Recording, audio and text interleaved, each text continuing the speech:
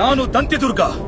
ನಾನು ಬಾದಾಮಿ ಚಾಲುಕ್ಯರ ಆಳ್ವಿಕೆಯನ್ನು ಕೊನೆಗೊಳಿಸಿದೆ ಮತ್ತು ಶಕ್ತಿಶಾಲಿ ರಾಷ್ಟ್ರಕೂಟ ಸಾಮ್ರಾಜ್ಯವನ್ನು ಸ್ಥಾಪಿಸಿದೆ.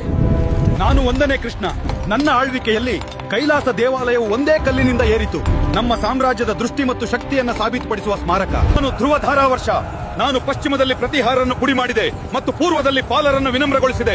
ಉತ್ತರದಾದ್ಯಂತ ನಮ್ಮ ಪ್ರಾಬಲ್ಯವನ್ನು ಸಾಬೀತುಪಡಿಸಿದೆ. ನಾನು ಧ್ರುವನ ಮಗ 3ನೇ ಗೋವಿಂದ.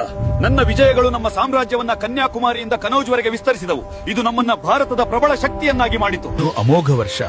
ನಾನು ಶಾಂತಿ ಮತ್ತು ಕಲಿಕೆಯಿಂದ ಆಳಿದೆ ಮತ್ತು ನನ್ನ ಕೃತಿ ಕವಿರಾಜ ಮಾರ್ಗ ಕನ್ನಡ ಸಾಹಿತ್ಯದ ಆರಂಭಿಕ ಆಭರಣವಾಯಿತು. ನಾನು 3ನೇ ಇಂದ್ರ. ಸಾಮ್ರಾಜ್ಯ ದುರ್ಬಲಗೊಂಡಾಗ ಕನೌಜನ್ನು ಗೆದ್ದು ನಮ್ಮ ಉತ್ತರದ ಶಕ್ತಿಯನ್ನ ಪುನರುಜ್ಜೀವನಗೊಳಿಸಿದೆ. ನಾನು 3ನೇ ಕೃಷ್ಣ. ನಮ್ಮ ಸಾಮ್ರಾಜ್ಯವನ್ನು ತಮಿಳುನಾಡಿನ ಆಳಕ್ಕೆ ಕೊಂಡೊಯ್ದು ತಂಜಾವೂರನ್ನು ರಾಷ್ಟ್ರಕೂಟರ ಅಧೀನಕ್ಕೆ ತಂದೆ. ನಾನು 2ನೇ ಕರ್ಕ.